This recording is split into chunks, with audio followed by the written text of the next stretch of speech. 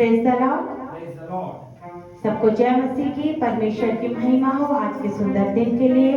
आइए एक बार फिर से हम एक छोटी सी प्रार्थना में जाएंगे और प्रार्थना के साथ आज की आराधना को हम शुरू करेंगे।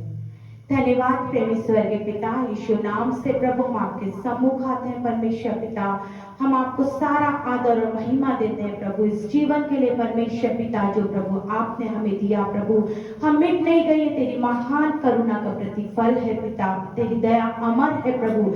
हम आपका धन्यवाद करते हैं परमेश्वर पिता कि आपने ये जीवन हमें दिया प्रभु।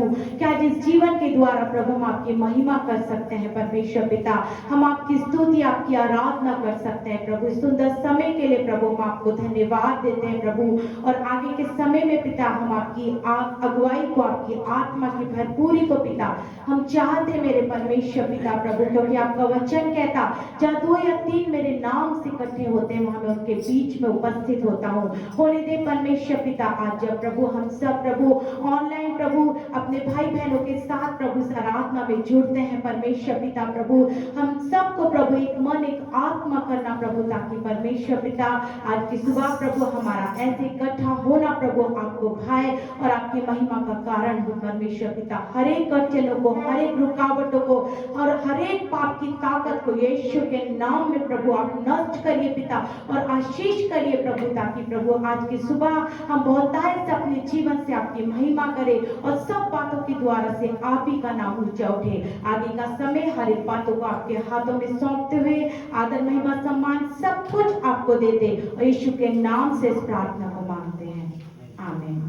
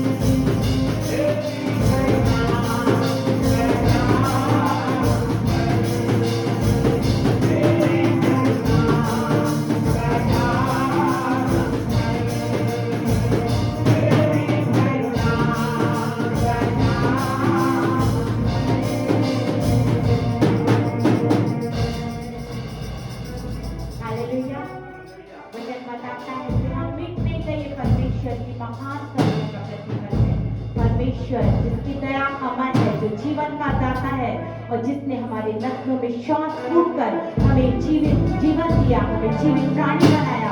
और इसीलिए परमेश्वर ने हमें ये जीवन दिया कि हम हर समय अपने परमेश्वर की महिमा करें। मेरे प्रियो, इस सुंदर समय परमेश्वर ने हमें दिया है कि हम उसकी महिमा, उसकी आराधना करें, हम परमेश्वर के साथ जुड़े और अपने जीवन से अपने परमेश्वर को ऊंचा उठाएं। आइए एक और गीत के साथ हम अपने परमेश्वर की महिमा करेंगे। और जब आप घरों से ही हमारे साथ जुड़े हैं तो ये ना हो कि हम बहुत दूर हैं तो हम ऐसे ही परमेश्वर की आराधना में जुड़ जाए, लेकिन तो भी हम परमेश्वर की उपस्थिति से भरकर अपने परमेश्वर की आराधना करें। ऐसे हम अपने आप को अपने परमेश्वर के हाथों में सौंपें ताकि आज की सुबह परमेश्वर की महिमा हमें से एक एक के जीवन से हो और परमेश्वर हमारे जीवन में ऊंचा उठे।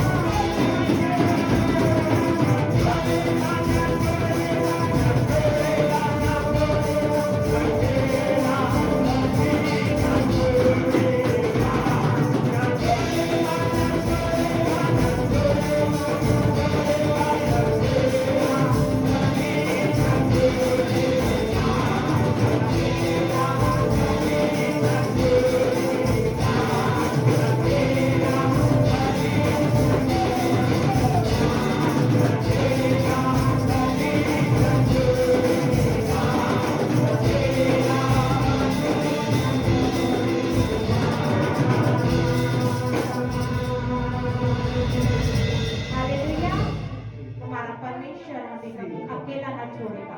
उसका वायदा है, मैं ना तो तुम्हें कभी छोड़ूंगा और ना ही तुम्हें कभी त्यागूंगा। मेरे प्रिय परमेश्वर की प्रतिज्ञा के साथ प्रत्येक दिन हम अपने जीवन को हम अपने परमेश्वर की महिमा के लिए जिए। और परमेश्वर जो वायदों में सच्चा है, वो कोई मनुष्य नहीं है जो भूल जाए, वो कोई मनुष्य नहीं है जो परिस्थिति आए और बदल जाए, लेकिन वो परमेश्वर सर्वदा हर एक परिस्थिति में हमारे लिए हमेशा एक सा रहने वाला परमेश्वर है। वो विश्वास योग्य परमेश्वर है। परमेश्वर की विश्वास योग्यता के लिए आज की सुबह हम अपने परमेश्वर की महिमा करें। और एक और गीत को जब हम अपने परमेश्वर के आदर में गाते हैं, तो हम आराधना के दूसरे भाग में जाते हैं, हम सब अपने मनों को, अपने ध्यान को अपने परमेश्वर की ओर लगाएं। आज की सुबह परमेश्वर का सामर्थ हमें से हरेक को छुए, परमेश्वर का आत्मा हमें से हरेक की अगुवाई करे और पवित्र आत्मा की शक्ति और सामर्थ से भरकर आज की सुबह हम अपने परमेश्वर की महिमा कर सके। ऐसे हम अपने आप को परमेश्वर के हाथों में सौंपे। आइए अपने आप को परमेश्वर के हाथों में सौंपे और इस प्रार्थना में रहते परमेश्वर आज की सुबह वो अपनी आत्मा से भर, जिन्होंने अब तक परमेश्वर के आत्मा के वरदानों को नहीं पाया, आज की सुबह अपने आप को परमेश्वर के हाथों में सौंपे और परमेश्वर से मांगे कि आज की सुबह परमेश्वर का आत्मा जिस वरदान से आपको भरना चाहता है, पवित्र आत्मा को भर सके और हम सब परमेश्वर की महिमा गानों वरदानों के साथ हम अपने परमेश्वर की महिमा कर सके।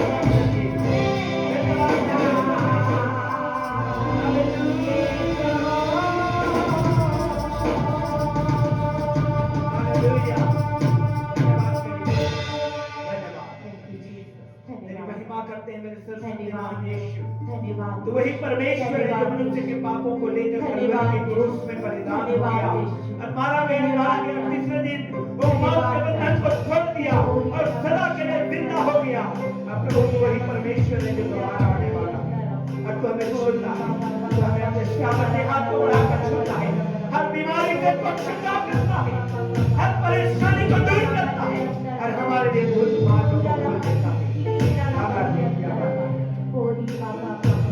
धन्यवाद प्यारे अनुग्रहकारी परमेश्वर, तेरी महिमा करते हैं, तेरी महिमा करते हैं यीशु मसीह के नाम। आमीन। Glory to God, hallelujah. प्रभु आशीष करे, प्रभु के नाम की महिमा हो। उत्पत्ति का किताब उसका 11 अध्याय और 31 वचन में इस प्रकार से लिखा हुआ है, तेरह अपने पुत्र अब्राहम और अपने पोते लूत जो हारान का पुत्र था और अपनी बहू सारै जो उसके पुत्र अब्राहम की पत्नी थी, इन सबों को लेकर कसदियों के ऊर नगर से निकल कनान देश जाने को चला। मुख्य बात है, कसदियों का ऊर नगर से निकल कनान देश जाने को चला, पर हारान नामक देश में पहुंचकर वहीं रहने लगा। हालेलुया।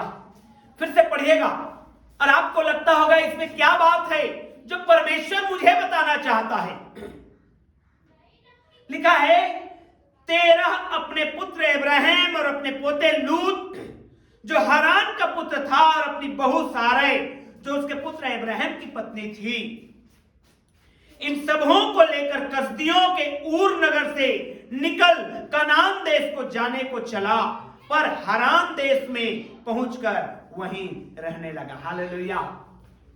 प्रियो, मुख्य बात है आप कहां के लिए निकले हैं और कहां रुक गए हैं। आप कहां के लिए निकले हैं और कहां रुक गए हैं। प्रियो, ध्यान रखना है, परमेश्वर ने तेरह को अब्राहम को कनान देश के लिए चुना था, लेकिन ये हारान देश में रुक गए हैं। हारान देश में क्यों रुक गए? वहां पर बहुत उपजाऊ जगह है, वहां पर बहुत घास फूस है अपने भेड़ बकरियों को चराने के लिए, वहां पर सुंदर पानी है पीने के लिए, वहां पर सांसारिक आशीषें हैं प्राप्त करने के लिए, और इसलिए तेरह अपने बेटे अब्राहम, अपने भतीजे लूत, अपनी बहू सारै के साथ चला था कसदियों के देश ऊर से जाने के लिए कनान, लेकिन बीच में रुक गया हारान देश में। आप अपने जिंदगी को चेक करिए और अपनी बुलाहट को पहचानिए। आपको परमेश्वर ने जस्ट एक मुट्ठी ब्लेसिंग के लिए नहीं बुलाया है, जस्ट आपको कुछ चंद आशीषों के लिए नहीं बुलाया है। जैसे तेरह ने, अब्राहम के पिता तेरह ने देखा कि परमेश्वर ने उसको बुलाया है ऊर देश से कनान जाने के लिए, लेकिन वो हारान में बीच में आकर के रुक गया। क्यों? क्योंकि उसको लगा अब मैं कनान क्यों जाऊं, मेरे पास यहाँ पर मेरे पास ढेर सारे पशु हो गए, मेरे पास इसके उनको चराने के लिए ढेर सारा जगह जमीन हो गया, मेरे पास पीने के लिए बहुत अच्छा पानी हो गया, बहुत अच्छे दास दासियां मैंने खरीद लिया है और यहीं पर मुझे बहुत आशीषें मिल रही है और अब मैं आगे नहीं जाऊंगा।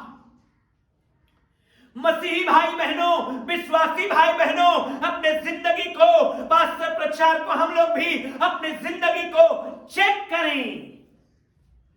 हम कुछ ब्लेसिंग के साथ ठहर नहीं सकते,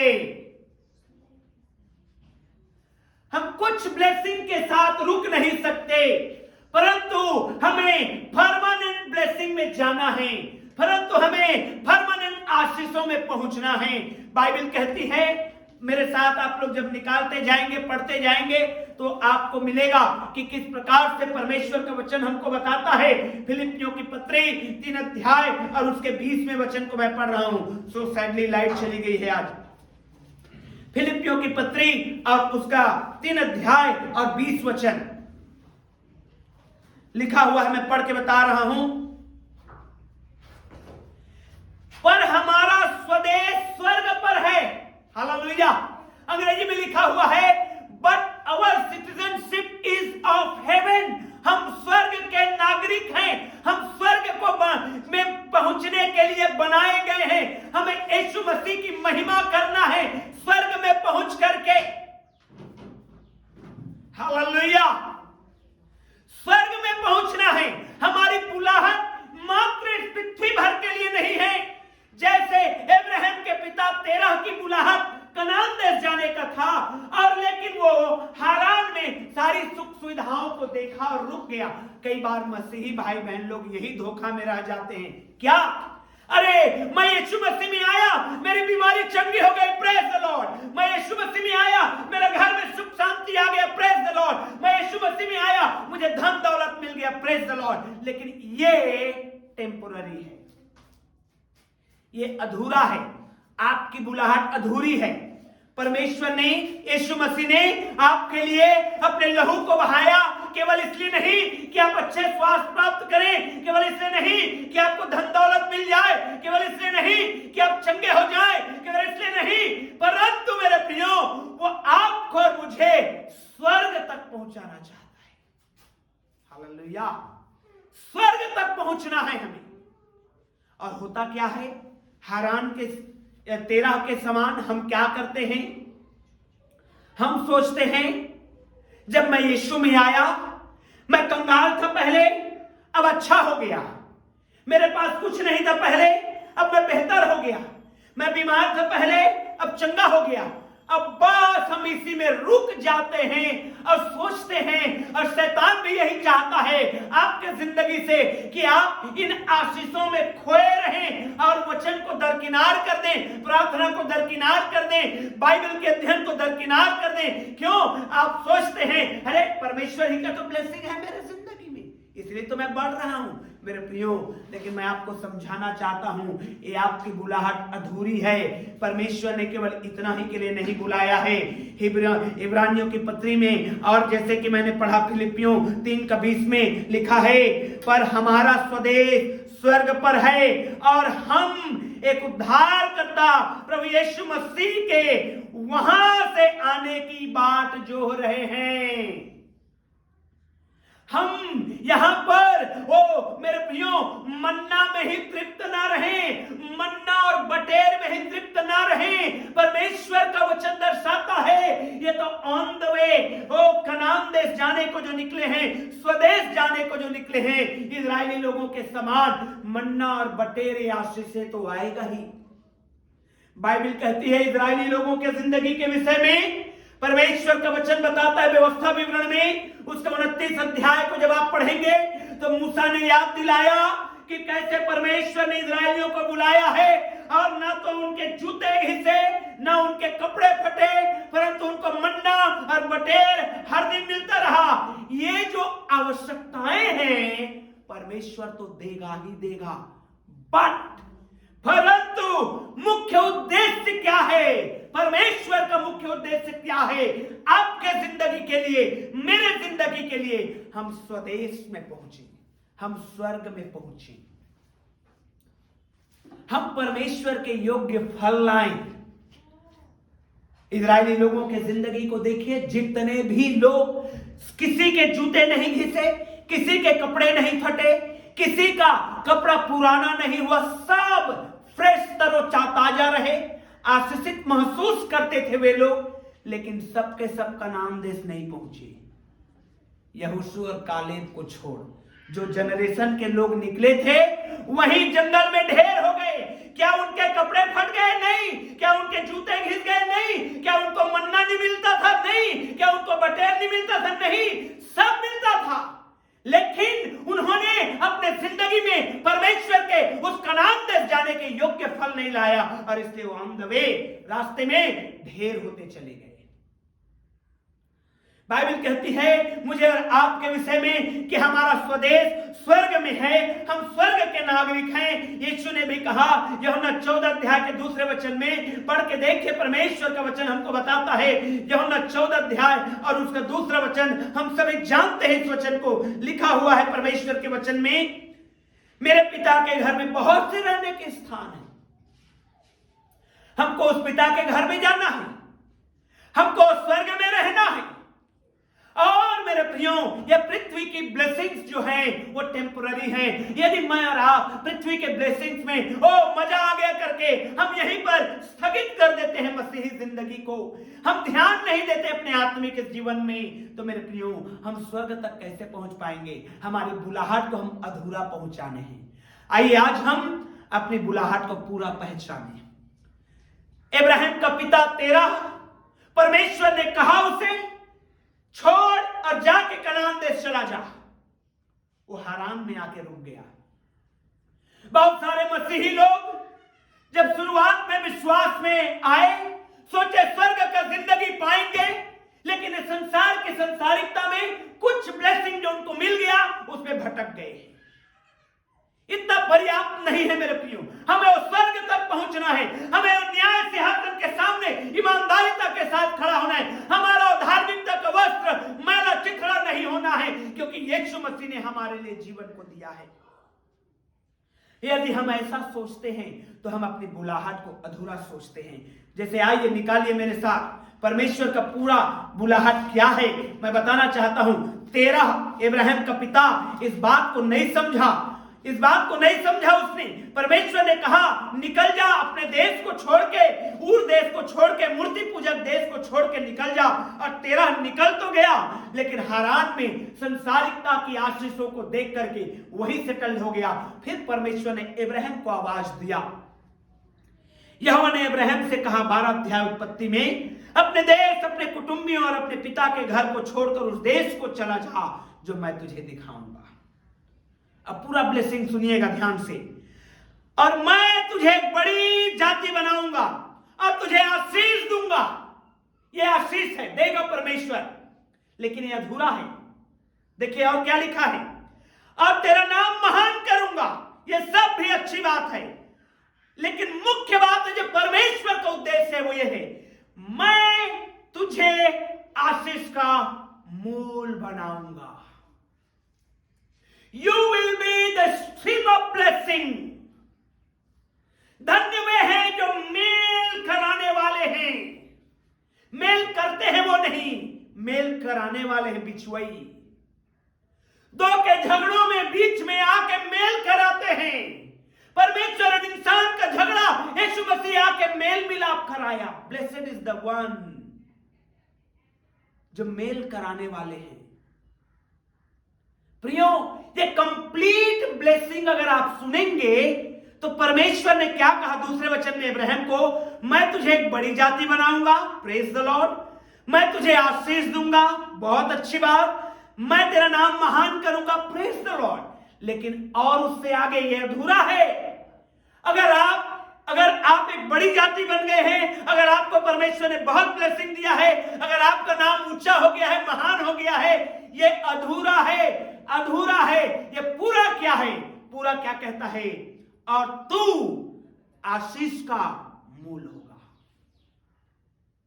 मैं आशीष का मूल होऊंगा। ये इतना पर्याप्त नहीं है कि मेरे पास गाड़ी है, घर है, कार है, ये सब नहीं, ये तो होना ही है। बट क्या परमेश्वर ने बुलाहट दिया है कि मैं दूसरों के लिए आशीष का मूल बनूंगा। यीशु मसीह क्या समझाया उस सामरी स्त्री को?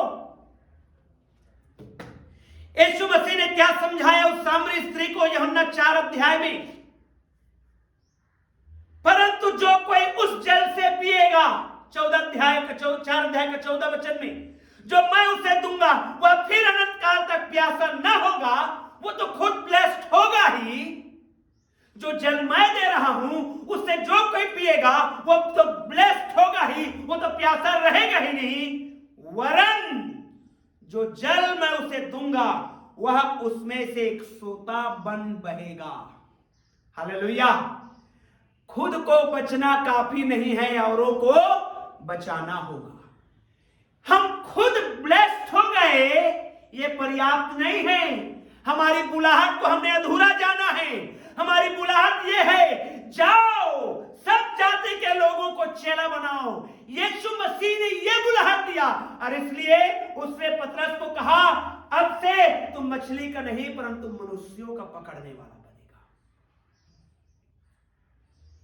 सामरी स्त्री को यीशु मसीह समझा रहे हैं कि जो जल मैं दूंगा तू अनंत काल तक कभी प्यासा नहीं रहेगा, वरन जो जल मैं उसे दूंगा वह उसमें से एक सोता बन जाएगा जो अनंत जीवन के लिए उमड़ता रहेगा। यह है मुख्य बात, हमारी कंप्लीट बुलाहट, हमारी बुलाहट कि हम आशीष के स्रोत होने के लिए बुलाए गए। इसलिए आज क्या करें हम? जो सुसमाचार आपको मिला है, जो वचन मिला है, जो चंगाई मिला है, जो आशीषें मिली है यीशु मसीह के द्वारा, उसको बताना है प्रियो। अदरवाइज हम अपनी बुलाहट को अधूरा जानते हैं।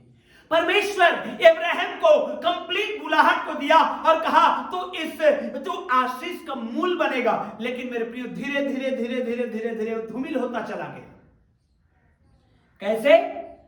राजा ऊपर राजा बनते चले गए, समय बीतता चला गया और लोगों ने सोचा, इजरायली लोगों ने सोचा केवल और केवल परमेश्वर हमारा है और हम ही केवल परमेश्वर के हैं।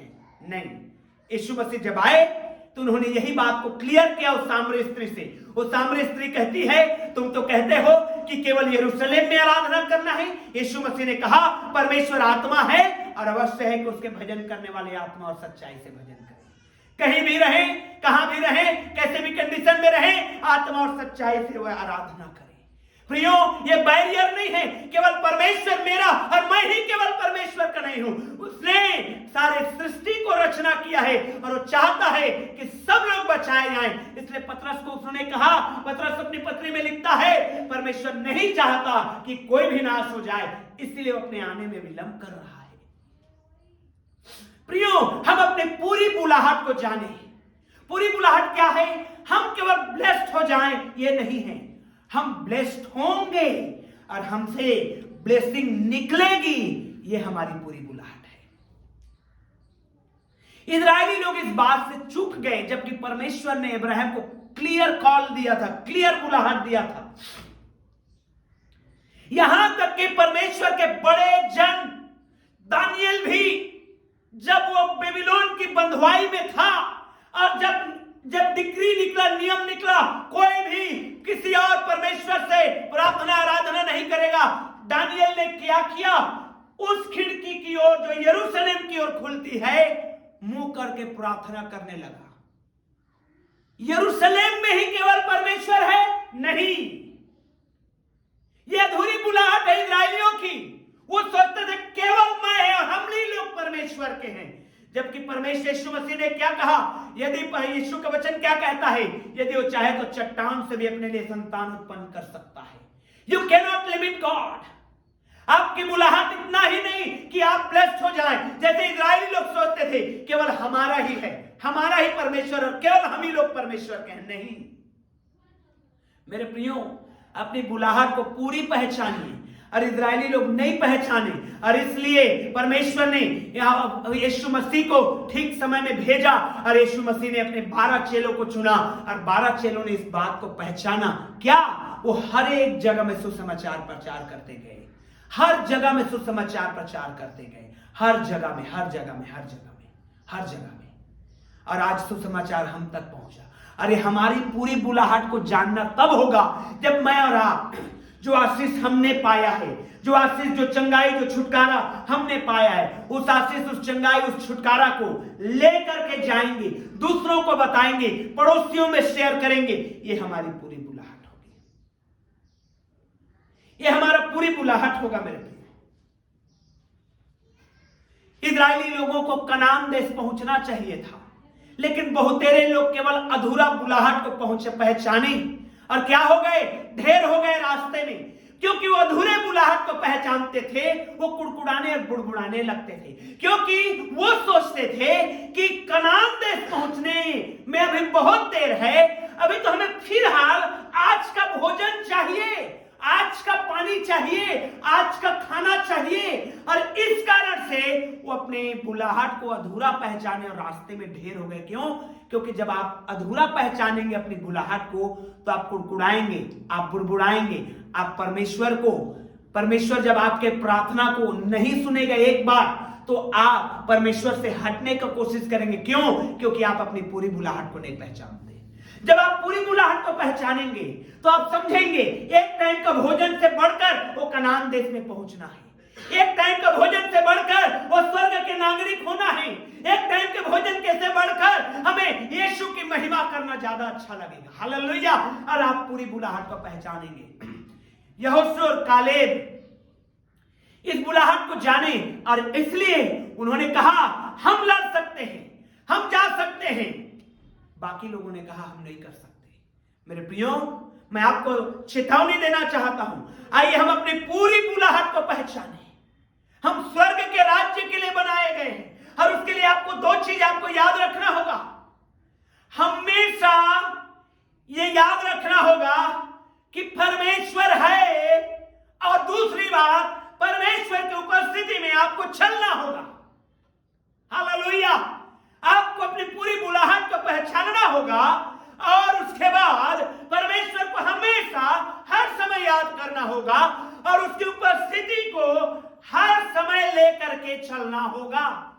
केवल डिवोशन के समय नहीं, केवल बाइबल पढ़ते वक्त नहीं, केवल गीत गाते वक्त नहीं, परंतु हर समय परमेश्वर की उपस्थिति को चलना होगा।